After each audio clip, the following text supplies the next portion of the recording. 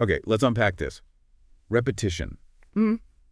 It sounds so straightforward, right? Right. Like doing something again. Yeah, pretty simple on the surface. But the 19th century philosopher Søren Kierkegaard, a real deep thinker, looked at it in a way that might just flip your understanding on its head. He really did.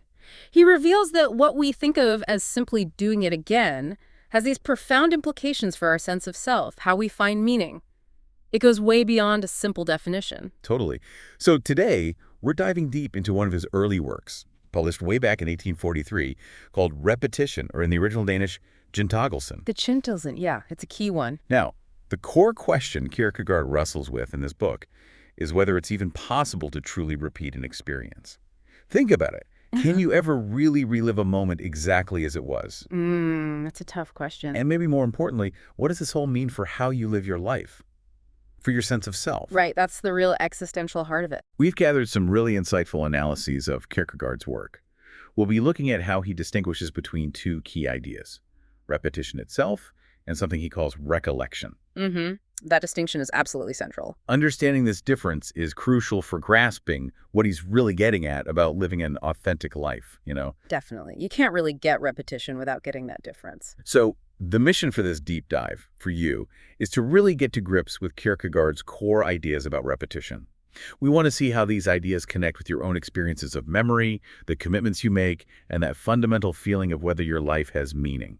Ready to dive in? Absolutely. What's fascinating here is how Kierkegaard takes this seemingly simple concept and reveals layers of complexity that touch on the very core of how we experience time, memory, meaning. The whole shebang. Okay. Let's start by laying out the central distinction that Kierkegaard draws. He sets up repetition, Gentagelsen, and recollection, Erindring, as fundamentally the same movement, but as he puts it, in opposite directions. Okay, so opposite directions. Let's start with recollection, or Erindring. What's that all about? So recollection, in Kierkegaard's view, is fundamentally backward-looking. It's focused on what has been. Right, the past. Exactly. He associates it strongly with what he calls the aesthetic sphere of existence. He sees this as the realm of immediate experience, feelings, the pursuit of pleasure, enjoyment, that sort of thing. The fun stuff. Kind of, yeah. Think of it like this.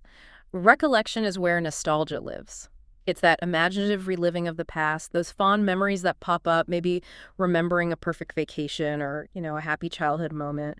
It often feels better in the remembering, doesn't it? Yeah, totally. It's like that saying, distance makes the heart grow fonder, but maybe it should be. Distance makes the memory rosier. Precisely. It gets idealized. And Kierkegaard even connects this idea to Plato's concept of anamnesis, this notion that learning is actually a form of remembering knowledge we had before we were born. It's all about retrieving something from the past. Ah, okay, so pulling from what was already there. Right. But Kierkegaard points out that while these recollections can be enjoyable, there's often this underlying sadness, this awareness that the past is gone, it's unrecoverable. That makes sense. It's bittersweet, Yeah. right? You're happy remembering, but there's a pang of longing for something that isn't anymore. That bittersweet quality is key. And you mentioned the young man in the narrative. How does he fit into this idea of recollection? Well, early on in the story, the young man is deeply in love, but almost immediately his mind starts to turn to recollecting that love even as it's happening. While it's happening. Weird. Yeah. It's like he's already placing it in the past, treating the present moment as something to be remembered rather than fully lived. He's sort of aestheticizing his own experience in real time. Interesting. So he's not really engaging with the present, but already turning it into a memory. Okay, so that's recollection, backward-looking, tied to the aesthetic, often nostalgic but tinged with sadness.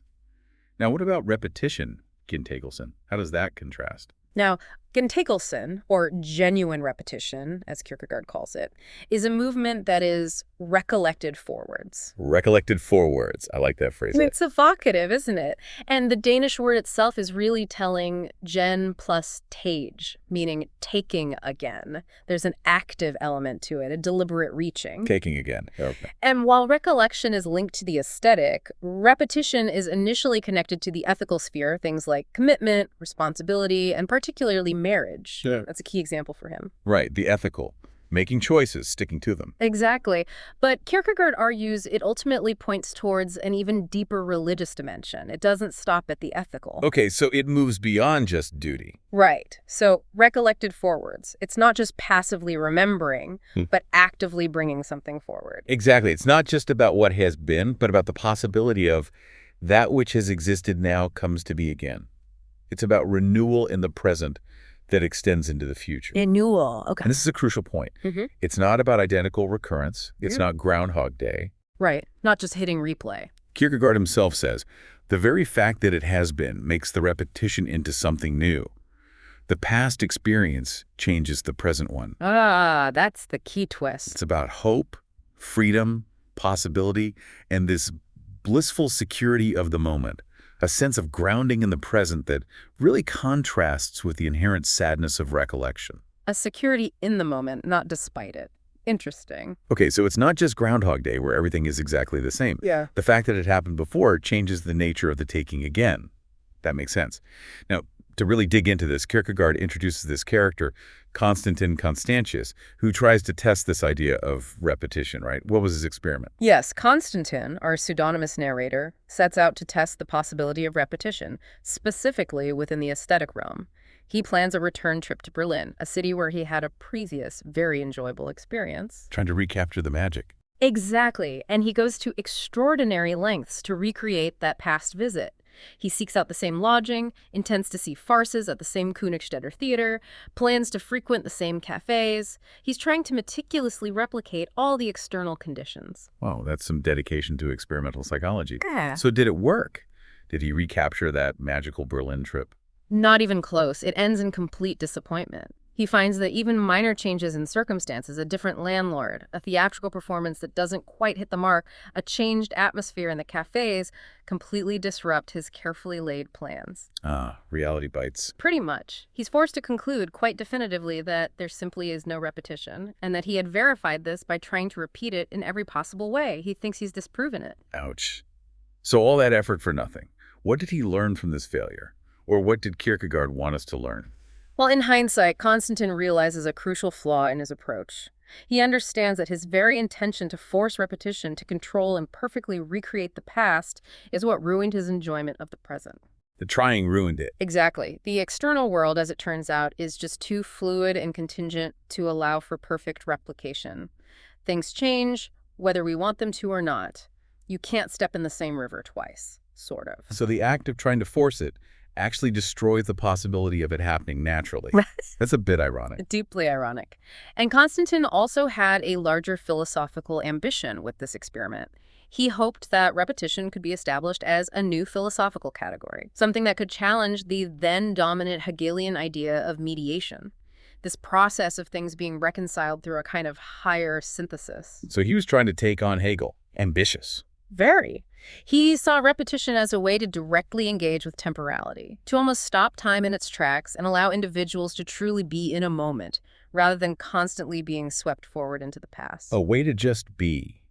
That sounds appealing in our constantly moving world. Doesn't it? But you mentioned a critique of Constantin's method. What was it about his approach that was fundamentally flawed in Kierkegaard's view? The core critique is that Constantin treats repetition as this objective, controllable experiment focused entirely on external replication, like a science experiment. Right, lab conditions for life. But genuine repetition, according to Kierkegaard, isn't about perfectly mirroring the past in its external details. It fundamentally involves subjective engagement, your will, your faith, your inner orientation towards the future. It's about recollecting forwards, as we discussed. Ah, the internal dimension he missed. Completely. Constantin's attempt to prove repetition through detached observation and empirical verification is completely misaligned with its true nature. His failure isn't just a matter of the external world resisting perfect duplication. It's what Kierkegaard scholars call a performative contradiction. Performative contradiction, meaning? The very act of trying to force repetition in this objective, controlling way negates the necessary subjective conditions, the openness, the faith, the forward look for it to occur authentically. Got it. So it's not a scientific experiment you can conduct in a lab. It's something much more personal and internal. And this failure, you said, points us towards the ethical or religious sphere. Exactly. Constantine's failure in the aesthetic realm strongly suggests that true repetition, the kind that brings renewal and meaning, lies in a different domain, one that demands commitment, will, and ultimately faith. Okay, so Constantine's failed identical replication isn't the end of the story. You mentioned the experiences of the young man and Job as examples of something beyond mere recurrence. Let's dive into that. How do their experiences illustrate this deeper idea of repetition? Right, they offer a contrast. The young man in his turmoil only claims to achieve repetition after his beloved marries someone else. This event, which he calls his thunderstorm, is a moment of profound change and, in his view, a kind of renewal where he feels he can finally be himself again. A thunderstorm. Dramatic. So her moving on frees him somehow. That's his interpretation, yes. Similarly, the biblical figure of Job experiences a form of repetition after immense suffering and loss, a restoration of what he had, but one deeply grounded in his faith, not in his own efforts. Okay, so it's not about things going back to exactly how they were, but about a kind of renewal or restoration that happens after a significant event or crisis. It's transformed. Precisely. Genuine repetition isn't just about copying the past. It's an active, willed re-engagement with aspects of one's past or identity from the present moment, but with an orientation towards the future. That active, willed part seems crucial. It is. It often involves a transformation, a sense of being renewed or made whole again after a crisis. It requires that subjective depth, that internal engagement that Constantine's experiment lacked. It's an existential act, not just an observation of external sameness. Okay, that's a much richer understanding of repetition. It's not just about doing the same thing again, but about a deeper process of renewal and becoming. Exactly. Yeah. Now let's shift gears a bit and talk about the way Kierkegaard presents these ideas. You mentioned the unconventional narrative structure, the use of pseudonyms. Yeah. Why did he choose to write repetition in this way? It's not your standard philosophy text. Not at all. Kierkegaard deliberately moved away from traditional philosophical treatises. Repetition takes on this novelistic form, blending narrative elements, letters between characters, and philosophical reflections. Kind of a mixed bag. Definitely. He presents it as a venture in experimenting psychology, or a psychological case study, using Constantine and the young man as his subjects. The structure itself is quite deliberate. We have Constantine's initial report on his Berlin trip, then the core repetition section with his reflections and the correspondence with the young man, and finally, Constantine's concluding letter. Layered. Very layered. This structure, combined with the irony and paradox woven throughout, has even led some commentators to see the work as a kind of comedy or even a farce. A comedy. That's interesting, considering the serious themes it tackles: love, despair, faith. Right, but I can see how the irony and the perhaps slightly absurd nature of Constantine's meticulous experiment could lend itself to that interpretation. There's a certain folly to his certainty. Okay, now let's zoom in on these characters. Who exactly is Constantine Constantius? What's his deal? Constantine Constantius is the pseudonymous author-narrator. He's primarily an observer, an experimenter driven by this intellectual curiosity about repetition. His perspective often feels detached, very analytical, even a bit cynical. The armchair philosopher type. A bit, yeah. He embodies more of an aesthetic or reflective way of engaging with the world rather than a deeply committed ethical or religious stance. His fascination with the theater, especially farce, is quite telling. Why farce?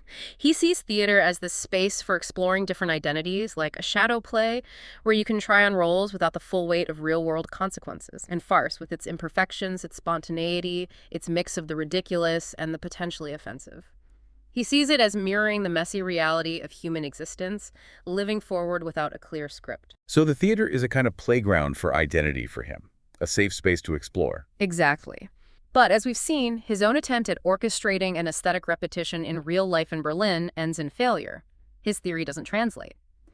And it's worth noting that some speculate he's meant to be a relatively young man, maybe in his late 20s or early 30s, which might suggest a certain youthful overconfidence in his intellectual pursuits. Ah, the young intellectual figuring things out. Okay, so Constantine is the detached observer. Now, what about the young man? He seems to be at the heart of this existential struggle. The young man is unnamed, which is significant, perhaps making him more universal. He's presented as Constantine's sort of patient or confidant. He embodies the central existential dilemma of the book. Which is? He's passionately in love, but plagued by this deep melancholy, this angst that prevents him from committing to marriage, which, as we've discussed, Kierkegaard sees as a key act of ethical repetition. He can't make the leap into the ethical. Precisely. Constantine diagnoses him as a poet at heart, maybe not literally, but temperamentally. Someone whose love is more about recollection and using his beloved as a catalyst, an occasion, for his own inner emotional and artistic world, rather than truly loving her as an individual, for herself. So he's in love with the idea of love, or the feelings it evokes in him, more than the person herself.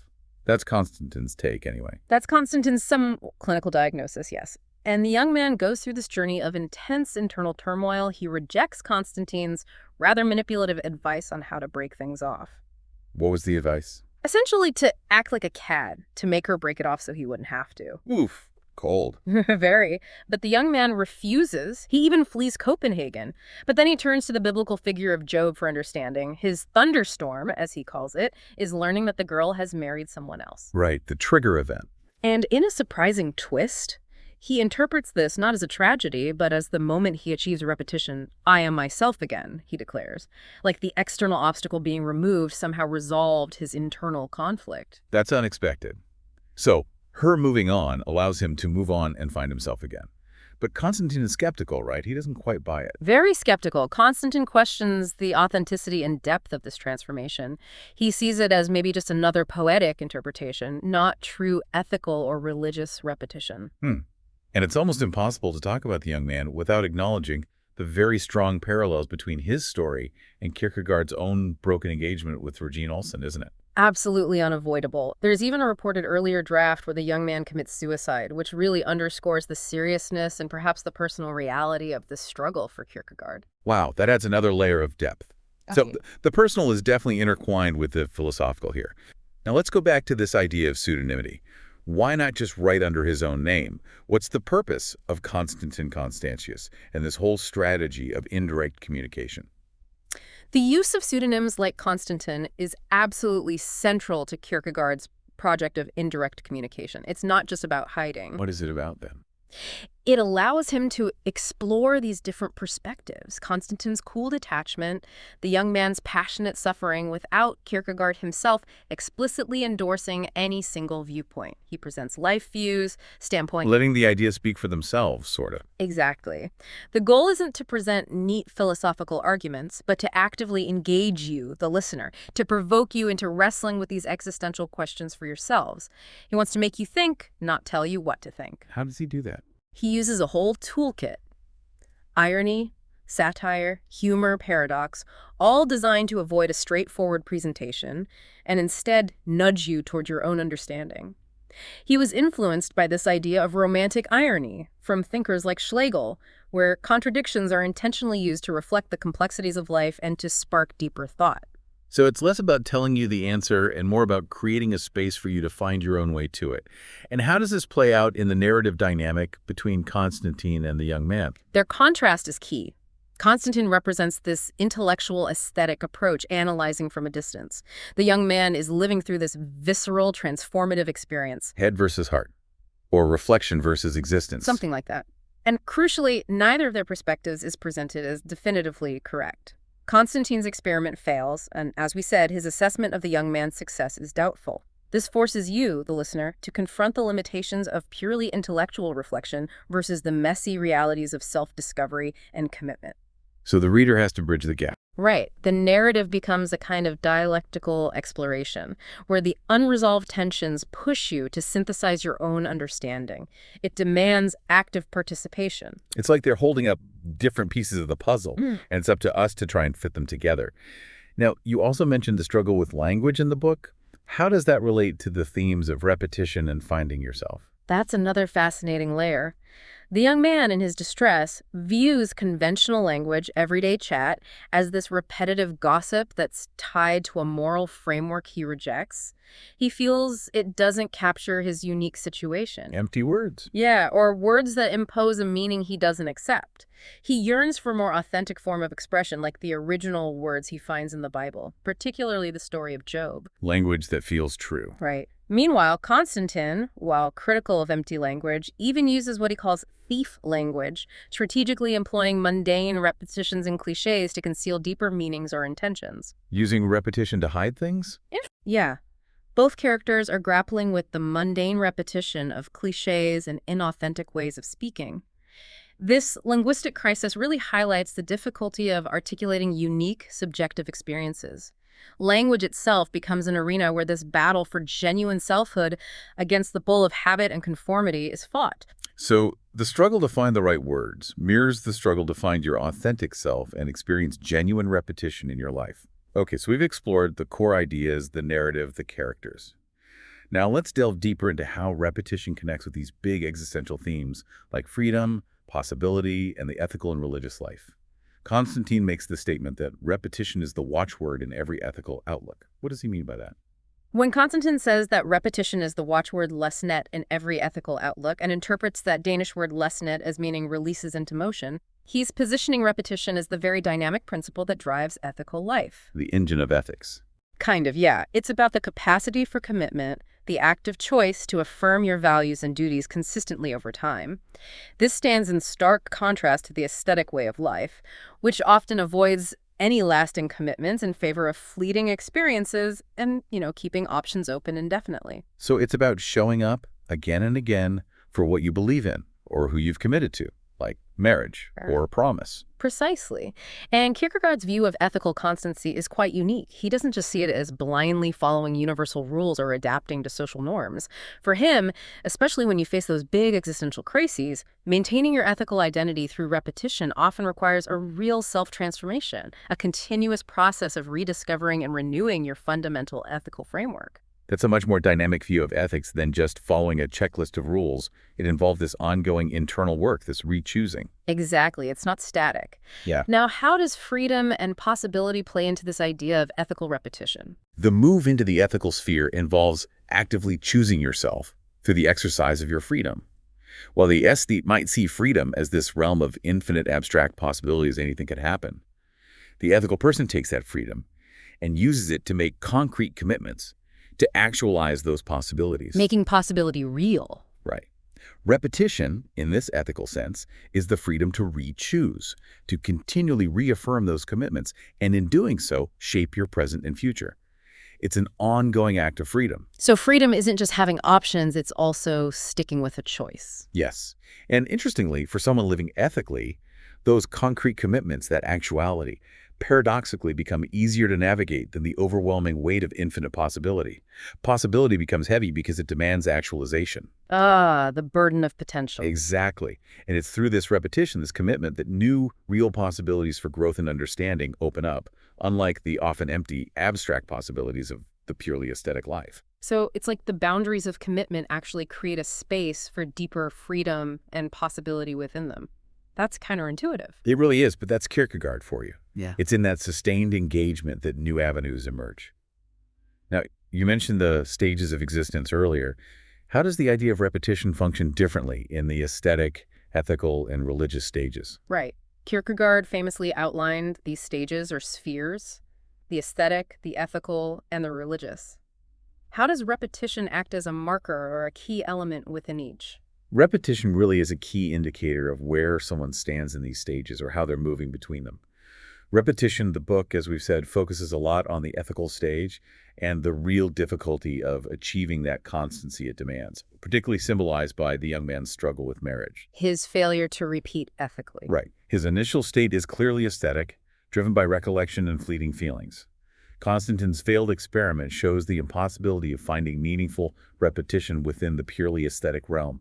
You can't force external sameness to create internal meaning. But the work consistently points beyond the ethical, suggesting that the deepest and most authentic form of repetition lies in the religious sphere, which is fundamentally tied to faith. The ultimate repetition is religious. That's the implication. And it's important to remember that these stages aren't necessarily strictly linear or exclusive. You don't just leave one behind entirely. Later stages can transform and reframe elements of earlier ones. Religious repetition, for instance, builds upon, but also transcends the ethical commitment. Got it. And the figure of Job comes back into play here, right? How does his story exemplify religious repetition? Yes, the young man turns to Job as this ultimate example of repetition achieved through profound trial, through suffering. Job's experience transcends both aesthetic enjoyment and ethical understanding. It's beyond pleasure or duty. Kierkegaard characterizes it as this intense personal relationship of opposition to God. This religious repetition isn't something Job achieves through his own strength or understanding. It requires a deep faith and often involves what Kierkegaard calls a thunderstorm, this moment of crisis or even divine intervention that shatters human certainty. A thunderstorm again. Right. And it allows for a restoration that is also a radical new beginning, happening by virtue of the absurd. It goes beyond human logic. So it's not just a human act, it requires that divine element, that leap of faith. Exactly. Which is why the young man's own experience of repetition, triggered by the news of the marriage, feels more like a form of maybe poetic self-discovery. It lacks that fundamental grounding in faith that defines Job's experience according to Constantine's or Kierkegaard's framework. Okay, so Job's story shows that true religious repetition involves this leap of faith and a relationship with something beyond ourselves. Now, putting it all together, how does Kierkegaard see repetition as this engine or mechanism for existential becoming, for becoming who you are? Repetition, in Kierkegaard's view, isn't just a passive concept. It's the active process through which you constitute and maintain your sense of self in the flow of time. The way you build yourself over time. Exactly. Recollection, being backward-looking and passive, simply can't provide that grounding for identity. It just looks back. Repetition, on the other hand, is active, future-oriented, and deeply tied to your will. The will to repeat, to choose again. Yes. It's how you move from those abstract possibilities of the aesthetic realm into the committed actuality of the ethical, which is where, for Kierkegaard, you truly begin to exist as a subject, as a self. Existence begins with ethical choice. In a sense, yes, committed existence. And then religious repetition, as seen in Job, represents this profound movement of being defined by faith and a relationship with the eternal. So repetition in its different forms really drives that journey through the stages of existence, that ongoing process of choosing and re-choosing yourself in freedom. It's a continuous act of self-creation through these repeated choices and commitments. But you touched on a paradox earlier, this tension between freedom and repetition. Can you elaborate on that? It seems like repetition involves constraint. Yes, it's a key paradox. Kierkegaard calls repetition a task for freedom, this act of self-affirmation. Yet the forms of repetition he values most, ethical commitment and religious faith, often involve what looks like constraint, duty, obligation, submission. Right. Marriage involves duties. Faith involves submission. Exactly. And think about the examples. We saw how Constantine's attempt to freely engineer aesthetic repetition failed miserably.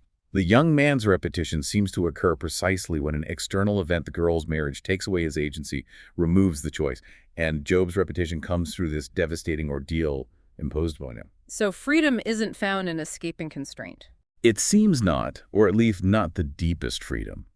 This suggests that true existential freedom isn't this boundless, arbitrary thing.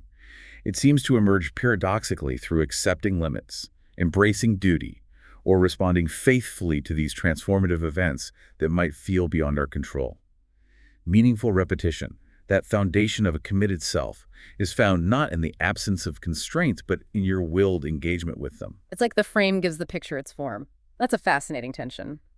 Okay, we've talked about the concepts and the narrative. Now let's delve into the context. Repetition was published in 1843.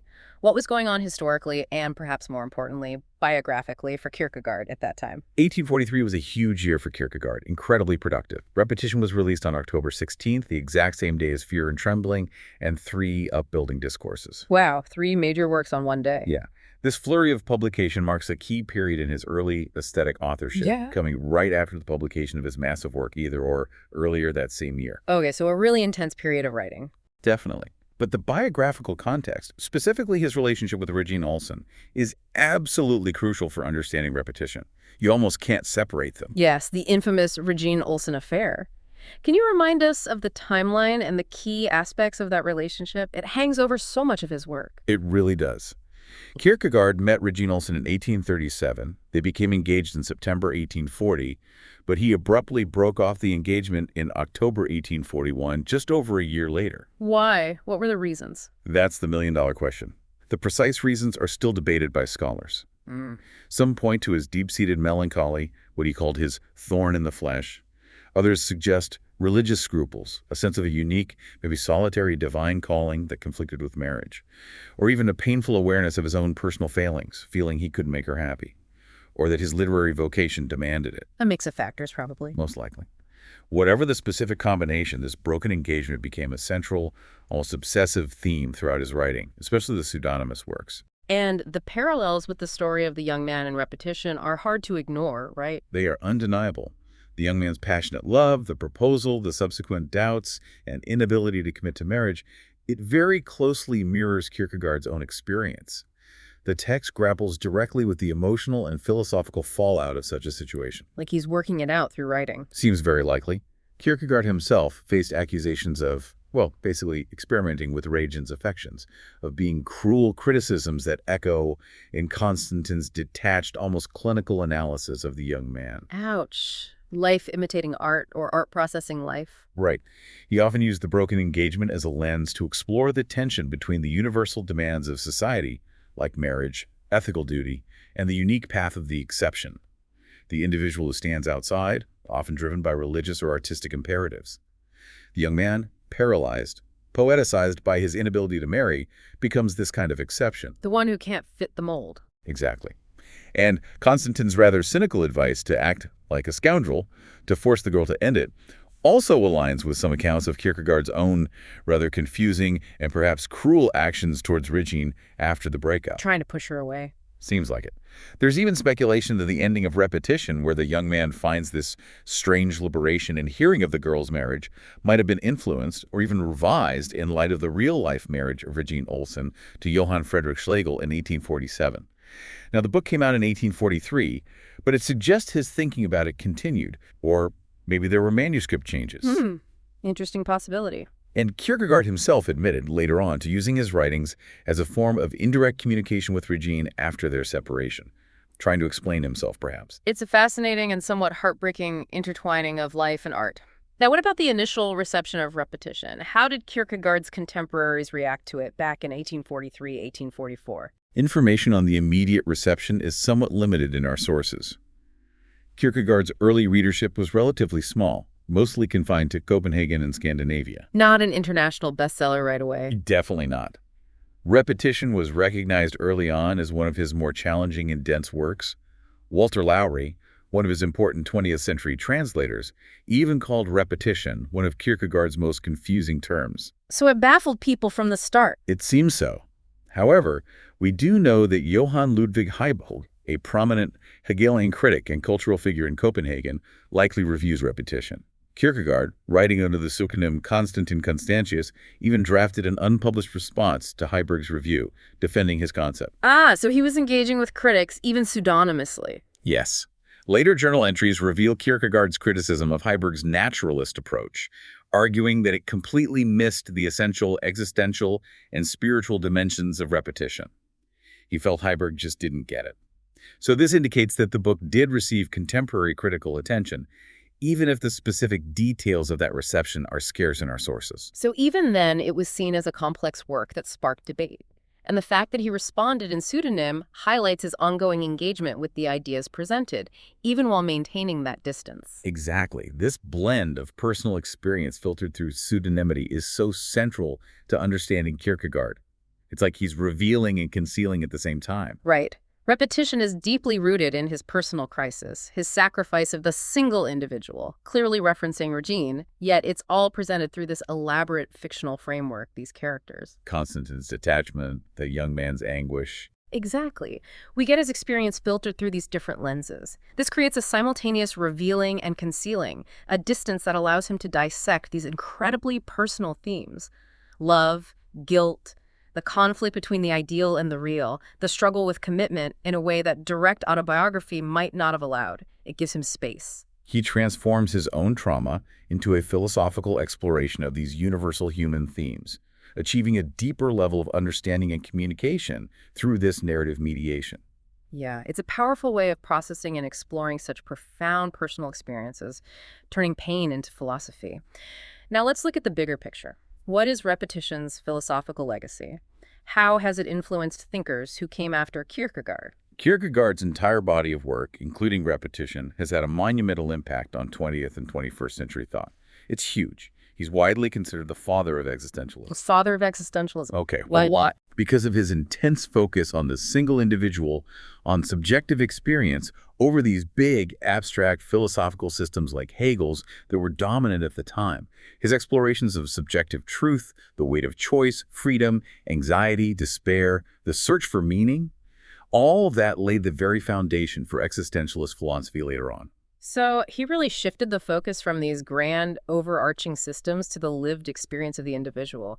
And how does repetition specifically connect with existentialism and phenomenology? Key themes from repetition: the importance of subjective experience, the struggle for authentic selfhood against societal pressures, the idea of stages of existence, the confrontation with possibility and freedom, all deeply resonate with the core concerns of existentialism and phenomenology. Which thinkers picked up on this? People like Heidegger, Sartre, Jaspers, Marcel, even Simone de Beauvoir and Albert Camus, though their relationships were complex, and someone like Levinas, too.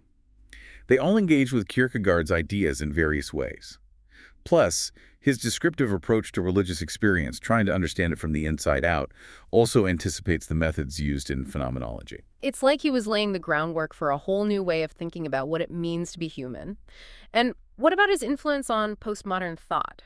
That might seem a bit unexpected, connecting a 19th century religious thinker to postmodernism. It might seem like a stretch, but there are definite connections. Kierkegaard's anti-systematic approach, his embrace of irony and indirect communication, his focus on subjective interpretation, these actually prefigure a lot of postmodern skepticism towards objective truth, grand narratives, and stable meaning. How so? Well, postmodern thinkers often use concepts like difference and repetition.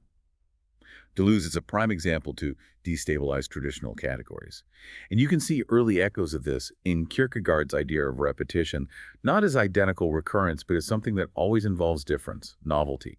And his use of pseudonyms challenges the idea of a single, unified authorial voice. Ah, okay. Undermining stability. Exactly. So in his own way, he was already questioning some of those foundational assumptions of Western thought that postmodernism would later attack more directly. That's fascinating. And you mentioned some specific thinkers who were influenced by repetition. Yes, Jacques Lacan, the psychoanalyst, found Kierkegaard's exploration of repetition, becoming, and choice incredibly insightful. He saw it as a way to potentially inject a sense of agency and subjective freedom into psychoanalytic theory, maybe moving beyond a purely deterministic view. Interesting psychoanalytic connection. But perhaps the most direct engagement comes from Gilles Deleuze.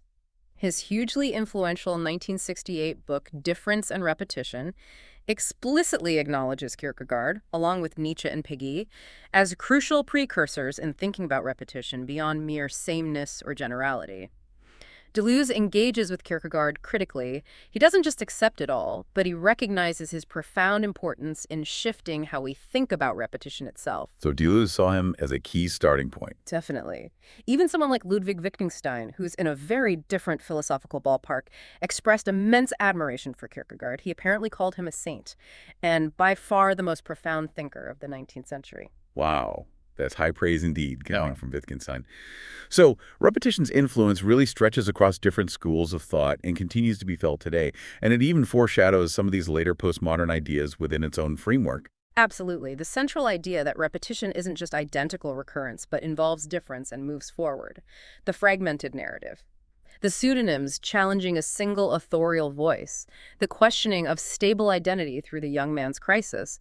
These features all align with later postmodern concerns. Like repetition is difference, fragmented subjectivity. Exactly. The direct influence on thinkers like Lacan and Deleuze really solidifies this intellectual lineage. It positions repetition as a foundational text, not only for existentialism, but also as an early and perhaps surprising precursor to post-structuralist thought. It's amazing how one relatively short, dense book from 1843 can have such a long and winding intellectual history. Now let's bring it back to Kierkegaard's own body of work. Where does repetition fit within his larger oeuvre? What's its specific role? Repetition occupies this really unique and significant position within Kierkegaard's writings. Published early in his career, in that incredibly productive year of 1843, it's technically part of his initial aesthetic or pseudonymous authorship. However, as we've discussed extensively, its thematic concerns clearly push beyond the purely aesthetic, reaching deeply into the ethical and religious dimensions of life. So it's early, but already pointing ahead. Precisely. And it comes right after either and alongside Fear and Trembling. How does it relate to those landmark works? They came out so close together. Either or laid out that stark choice between the aesthetic life, pursuit of pleasure, avoidance of commitment, and the ethical life, commitment, duty, self-choice. Fear and Trembling, published the same day as Repetition, then explored the intense paradoxes of religious faith, particularly the clash between ethical duty and a divine command, using the story of Abraham. Okay, so aesthetic versus ethical, then the religious paradox. Where does Repetition fit? Repetition acts as this crucial intermediary, almost a bridge. It focuses on the ethical demand for commitment and constancy, illustrated by the young man's struggle with marriage, while simultaneously introducing this core concept of repetition, which, as the text suggests through Job, ultimately finds its deepest meaning and possibility in the religious sphere. So it bridges that gap between the ethical choice and the religious leap, and explores the difficult transitions between these different life views. It's like a stepping stone in his exploration of these different ways of being, focusing on how you sustain a choice over time, and how do those key Kierkegaardian ideas of anxiety and despair play out in Repetition. We see the young man is pretty miserable. They're definitely present. The young man's initial melancholy, his inability to commit, can be seen as a form of despair specifically, the despair of not willing to be oneself or willing to be oneself only in an idealized, poetic way. His constant wavering, his paralysis before the choice of marriage, reflects the anxiety, that dizziness of freedom that Kierkegaard says comes with confronting infinite possibility. Too many options leading to paralysis. Right.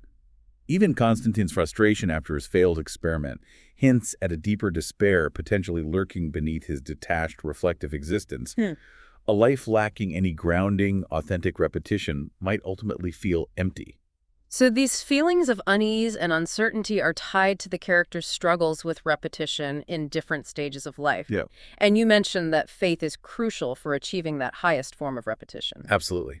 Repetition strongly underscores the necessity of faith for reaching that highest level of existence and the most authentic form of repetition. Constantine's purely secular, rational experiment fails precisely because it lacks that element of trust, of faith, of letting go of control. His need to control doomed it. Exactly.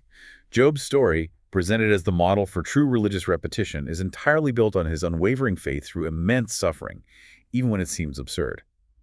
The religious stage, where genuine repetition is ultimately found, requires that qualitative leap of faith, a move beyond the limitations of reason and sensory experience. It all seems interconnected in his thought: freedom, choice, anxiety, despair, faith, repetition.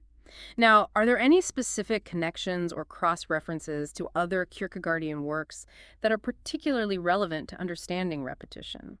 Yes, there are several key intertextual connections that enrich the reading. We touched on either-or. The young man shares similarities with the aesthete known only as A, and the book revisits the themes of aesthetic versus ethical love that Judge Wilhelm explored so thoroughly in the second part of Either-or. Right, the debate continues. The connection to Fear and Trembling is very strong, especially through the figure of Job, whose ordeal is implicitly compared to Abraham's sacrifice. Both works explore the suspension of the ethical for the sake of a relationship with the divine and the nature of faith by virtue of the absurd. Though there are differences, Job's repetition ultimately brings him back into an understandable world, while Abraham's act remains more radically paradoxical. Okay, Job and Abraham. Interestingly, Kierkegaard revisits the theme of repetition in The Concept of Anxiety, published the following year, linking it more specifically to ideas of sin, guilt, and inherited disposition in a slightly different angle.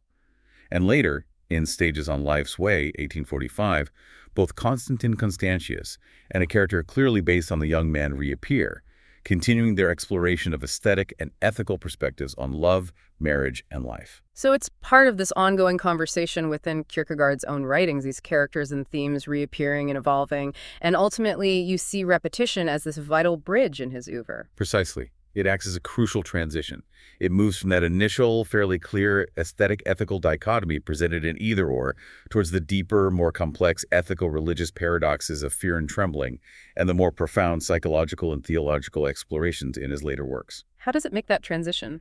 It takes the problem of love and commitment, which is central to Either-or, and examines it through the lens of time, memory, and becoming, introducing repetition as this key mechanism linking ethical constancy over time with the possibility of religious renewal. The narrative arc itself, from Constantine's failed aesthetic experiment to the young man's troubled engagement with the story of Job, mirrors this progression. It highlights the limitations of the aesthetic and ethical realms alone, and points towards the necessity of the religious for a truly authentic, forward-moving existence, at least in Kierkegaard's view. It's like a crucial piece in the puzzle of Kierkegaard's thought, showing the how of moving forward in existence. Now let's take a step back and compare Kierkegaard's idea of repetition with how other philosophers have approached similar concepts. You mentioned Plato, Nietzsche, and Deleuze. Let's start with Plato and his idea of recollection and amnesis. How does Kierkegaard's repetition differ? Kierkegaard is quite deliberate, even playful, in setting his concept of repetition against Plato's idea of anamnesis. It's almost an inversion. How so? For Plato, as we discussed earlier, learning is essentially a backward-looking process of remembering eternal truths or forms that the soul knew before birth. It's all about recovering something pre-existing, something timeless and universal, focused primarily on knowledge, on epistemology. Right, remembering the forms. Kierkegaard's repetition, on the other hand, is radically temporal and forward-looking. It's not about recovering a static past, but actively bringing the past into the present to create a new future. It's deeply concerned with existence, becoming, ethics, faith, the ontological and ethical dimensions. It emphasizes novelty, freedom, and the individual's concrete journey through time. So completely different direction and focus. Exactly. Kierkegaard essentially takes the structure of Platonic recollection, a movement relating past and present, but flips its direction forward instead of backward, and shifts its focus from the realm of eternal knowledge to the realm of temporal existence and subjective becoming. Okay, so one is about remembering eternal truths. The other is about actively shaping your future in light of your past. That's a significant difference. What about Nietzsche and his concept of the eternal return? That sounds like repetition. Are there any similarities or key distinctions there? Nietzsche's eternal return or eternal recurrence. That's another fascinating comparison. Nietzsche posits this idea maybe as a thought experiment, maybe more of your life repeating infinitely, exactly as it was down to the smallest detail. And facing this prospect serves as a kind of ultimate test. Can you affirm your existence wholeheartedly, willing this eternal repetition? The ultimate yes to life. Right. There are some superficial similarities with Kierkegaard's repetition. Both involve a form of recurrence, both challenge simple linear notions of progress, and both engage the role of the will in confronting time. However, the differences are fundamental. Kierkegaard's repetition, crucially, allows for and even produces novelty. Remember, the very fact that it has been makes a repetition into something new. Nietzsche's eternal return, at least in his famous formulation in The Gay Science, seems to emphasize identical recurrence. That's debated, but the emphasis is different. Okay, novelty versus identity. Furthermore, Kierkegaard's repetition is ultimately grounded in ethical choice and religious faith, pointing towards transcendence. Nietzsche's is radically immanent. It's an affirmation of this earthly life, this moment, with no appeal to God or any transcendent realm. Deleuze actually highlights this contrast. He sees Kierkegaard's faith-based repetition aiming to reconcile the self with God, whereas Nietzsche affirms the flux of becoming without God, potentially dissolving any notion of a stable, unified self that Kierkegaard still seems invested in. So while both deal with the idea of recurrence, their underlying philosophies, faith versus radical immanence, and the implications for the self are vastly different. Now, finally, let's touch on Deleuze again and his concept of difference and repetition. You mentioned he was influenced by Kierkegaard, but also diverged in some key ways. Yes, Deleuze, in his major work Difference and Repetition, explicitly builds upon and critiques Kierkegaard. He absolutely credits Kierkegaard with making a crucial move away from seeing repetition as mere identicality or generality. For Deleuze, genuine repetition is always intertwined with difference. It's about the emergence of unique singularities and intensities, not just the reproduction of the same. So he takes Kierkegaard's insight about novelty further. He does. He praises Kierkegaard for starting this critique of repetition as simple generality. However, Deleuze parts ways with Kierkegaard, particularly regarding his reliance on religious faith as the highest form of repetition. Deleuze, being a philosopher of immanence, sees this turn to faith as a kind of regression, a move back towards a transcendent unity or identity that his own philosophy seeks to dismantle. So the faith aspect is a sticking point for Deleuze. A major one. He also finds Kierkegaard's concept of possibility potentially problematic, worried it might still be trapped within traditional ways of thinking about representation rather than capturing the truly creative force of difference. And, as we noted, while Deleuze's concept of repetition has a very broad ontological scope, applying to biological, physical, and social processes. Kierkegaard's is primarily focused on human existence, on the existential and subjective dimension. Different scope, different ultimate grounding. Right. Deleuze talks about multiple syntheses of time and repetition happening simultaneously, whereas Kierkegaard focuses more on these distinct existential attitudes or stages of repetition. Okay. So Deleuze takes Kierkegaard's critique of simple repetition further, but ultimately moves in a different philosophical direction, particularly in his emphasis on immanence over transcendence. It's fascinating to see how these thinkers engage with and build upon each other's ideas across time.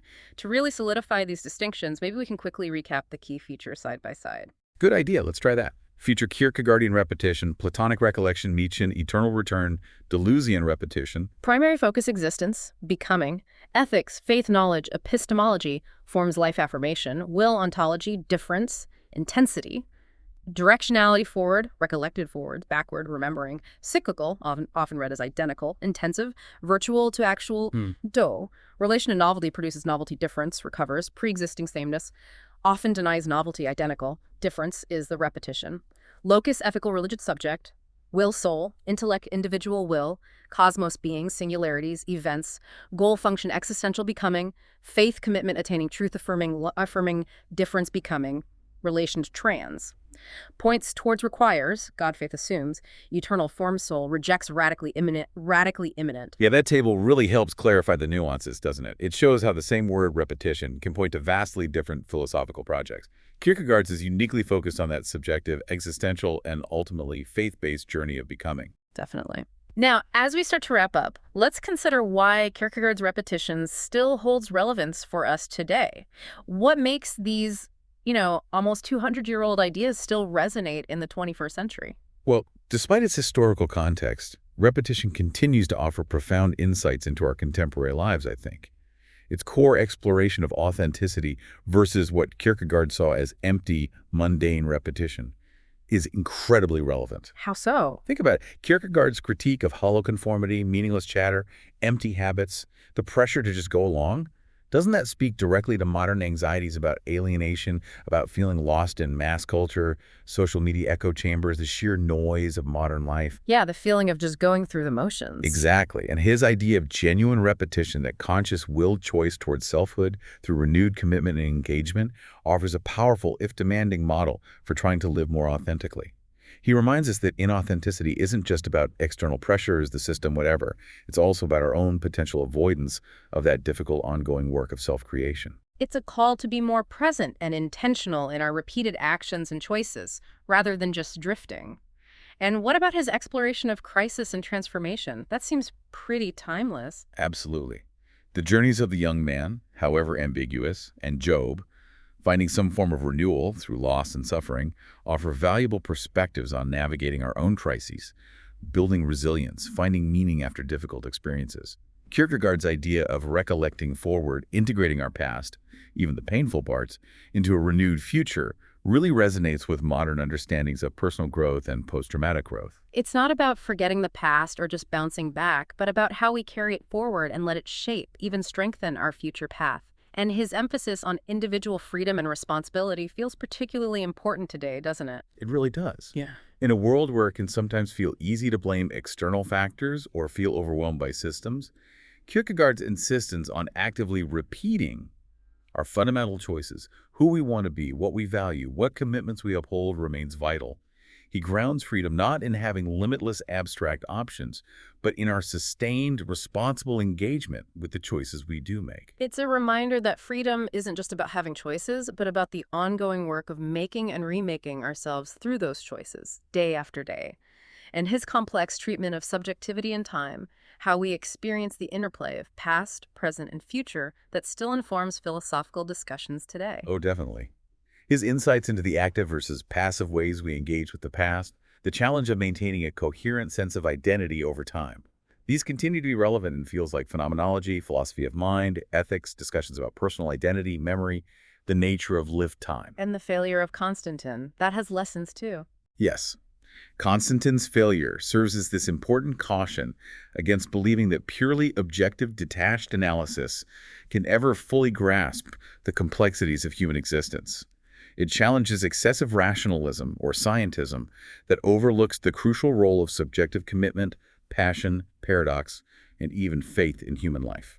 It's a reminder that there are limits to purely rational, detached analysis when it comes to understanding the human condition. You need that subjective engagement. And you mentioned some potential psychological insights as well. Yeah, though we need to be careful not to turn Kierkegaard into a self-help guru, his work does offer a useful framework for thinking about things like habit formation.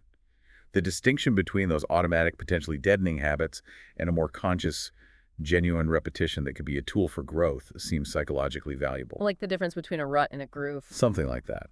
And perhaps the often unconscious quest for external sameness like Constantine's might be seen psychologically as an attempt to manage anxiety or avoid the inherent difficulties and uncertainties of change and growth.